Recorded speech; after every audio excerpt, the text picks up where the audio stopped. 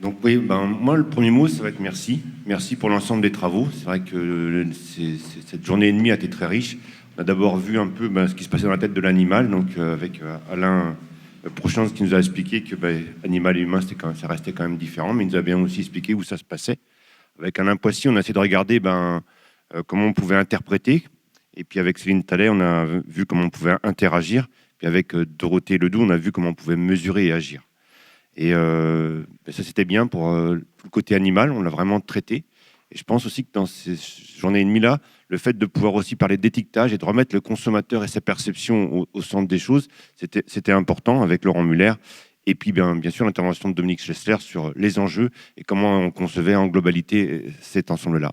Puis ce matin, les exemples qu'on a pu avoir avec le groupe Grimaud, ENAF et Carrefour, comment ils intégraient, donc les entreprises, comment elles intégraient, donc c'est l'organe économique, comment elle intégrait le bien-être animal, c'était aussi important de le mettre en lumière. Ce que j'ai bien aimé aussi, c'est qu'en fait, dans tout ça, on a fait des témoignages, on a vu comment ça se passait dans la vraie vie, sur le terrain.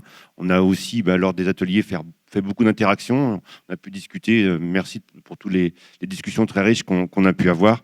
Et puis, bien sûr, toujours dans l'esprit du Lit Westerel, cette consultation, le fait vers quoi voulez-vous nous emmener demain.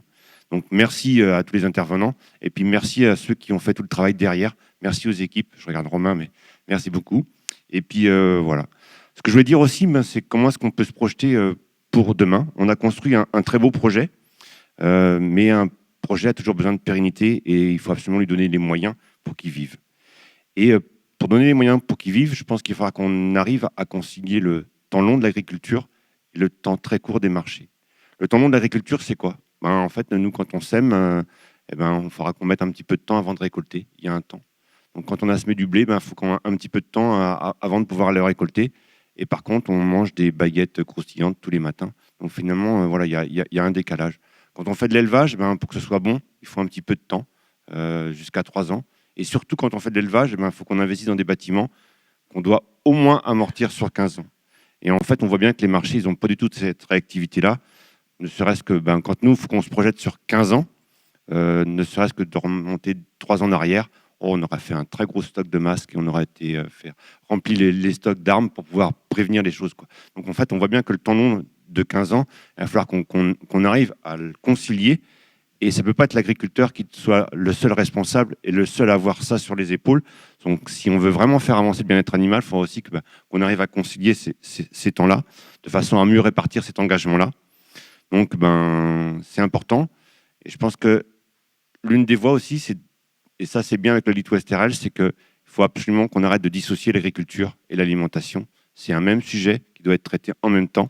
Grâce à M. Enaf, on a parlé de la loi Egalim, les 50% de produits de qualité, les 20% de bio, ça c'est quelque chose d'important pour remettre ce sujet de l'alimentation au cœur des choses. Donc on a certainement des moyens. Donc c'est vrai que c'est une perche lancée pour le futur, le prochain Lit Westerel. Est-ce qu'on pourra traiter ces temps longs et comment on pérennise la chose? Parce que c'est vrai qu'on a un beau projet, mais un projet sans moyens, ça reste qu'une belle illusion. Voilà mon mot de la fin.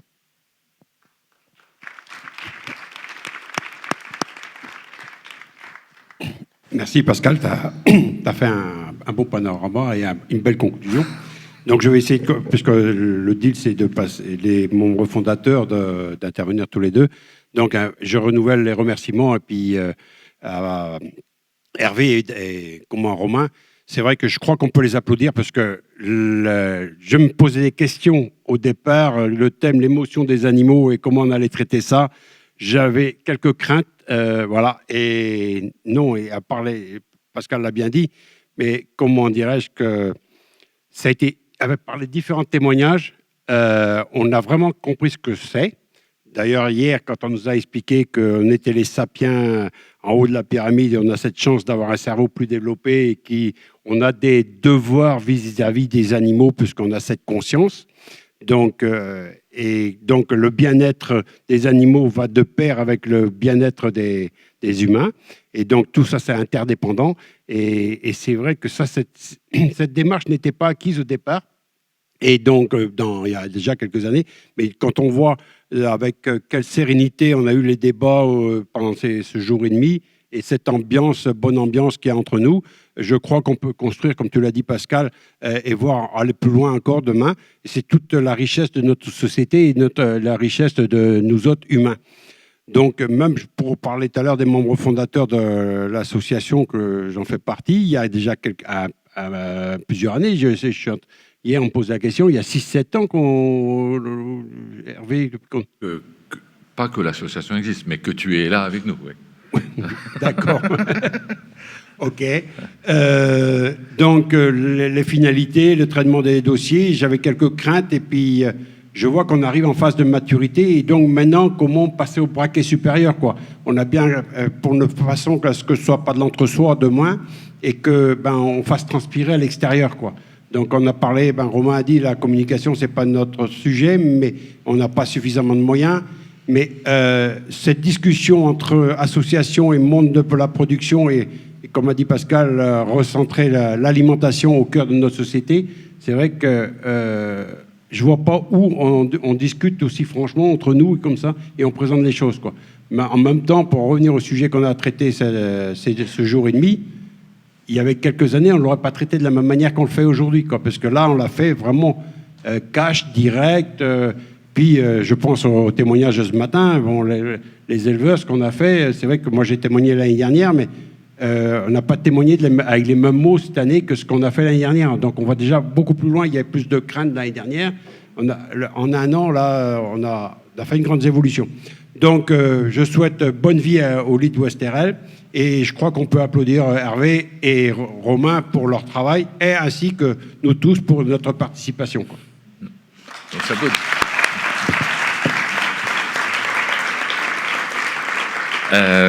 merci Jean-François, merci Pascal. Et donc je vais faire que des remerciements. Ça, je vais pas dire voilà.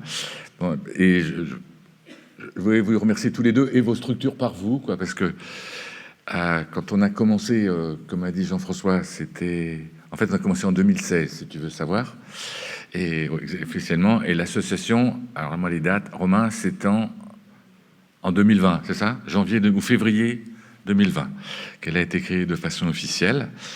Et bon, je ne vais pas répéter ce que tous les gens ont dit, ce que vous avez vu, quoi.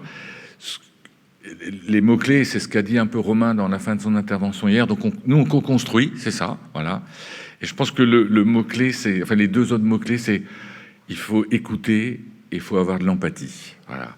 On n'est pas toujours d'accord. Enfin, même avec vous deux, je ne suis pas toujours d'accord, mais c'est pas grave, quoi. Je veux dire, parce qu'on discute et on essaie. Et donc, du coup, le lead, on essaie de trouver des compromis parce qu'on n'aura pas de consensus. Donc, l'objectif, c'est de trouver des compromis. Alors, c'est pas facile, hein, surtout en ce moment, sur le référentiel porc, ça m'épuise un peu. Mais bon, voilà, il faut être optimiste. Et je pense qu'un des grands mérites du lead, c'est ça, c'est d'avoir mis tout le monde autour de la table, et s'il y a des nouveaux adhérents qui frappent aussi aujourd'hui autour de la table, c'est ça qu'ils cherchent, je pense, au-delà de faire des projets d'innovation, des projets de construction, de formation, etc. Voilà, ça c'est très important. Du coup, j'arrive aux remerciements, au-delà de remercier INRAE, Terena et Eureden. Alors, je vais commencer par remercier la Banque des Territoires, via Alix, qui est là. Au-delà de remercier Alix personnellement, parce que comme elle nous suit régulièrement, et c'est toujours très agréable de travailler avec Alix ou avec Lauriane avant, enfin bon, bref, etc. Mais on ne ferait rien, en fait, s'il n'y avait pas le soutien pérenne de la Banque des Territoires.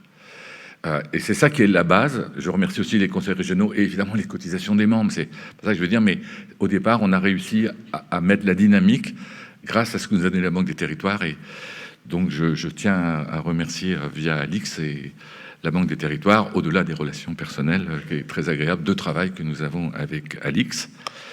Je tiens à remercier en deuxième l'ensemble des adhérents, parce que sans vous, il n'y aurait rien. Enfin, voilà. Bon, alors, c'est vrai qu'on vous embête des fois à participer à des réunions, etc. Okay, mais la co-construction, le pendant, c'est qu'il y a des réunions.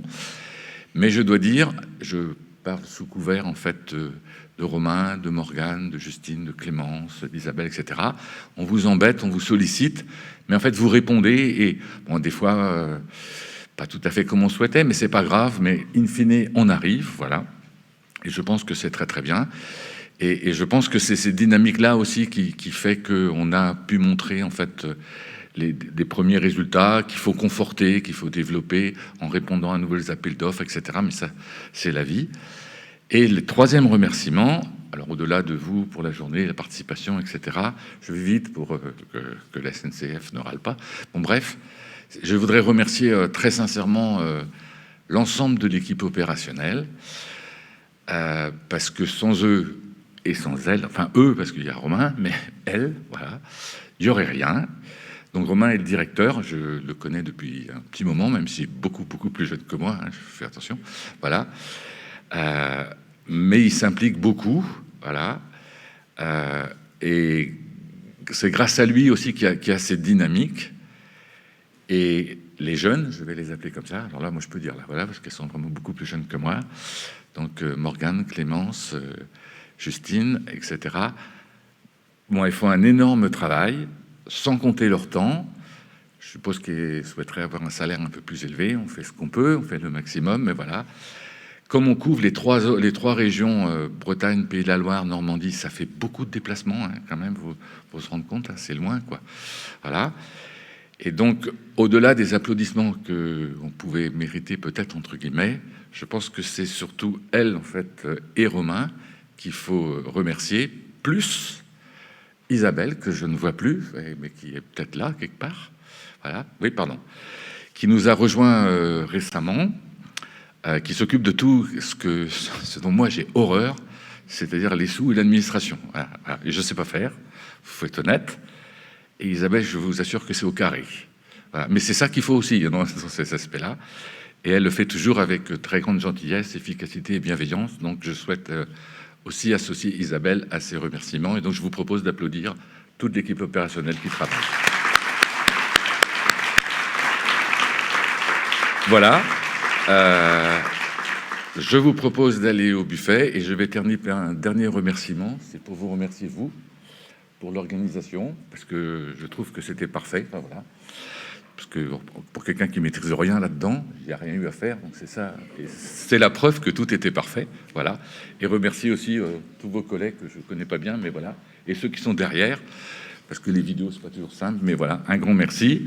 Et mon dernier mot, c'est donc je vous souhaite un d'abord, bon appétit pour ceux qui peuvent rester, bon retour, bon train, bon week-end, bon match pour ceux qui vont voir Rennes, pour les Nantais, moins, je pense. Les Brestois, je sais pas. Ils vont à Nantes, donc je sais pas. Voilà. Mais enfin bref, je vous souhaite un bon week-end à toutes et à tous.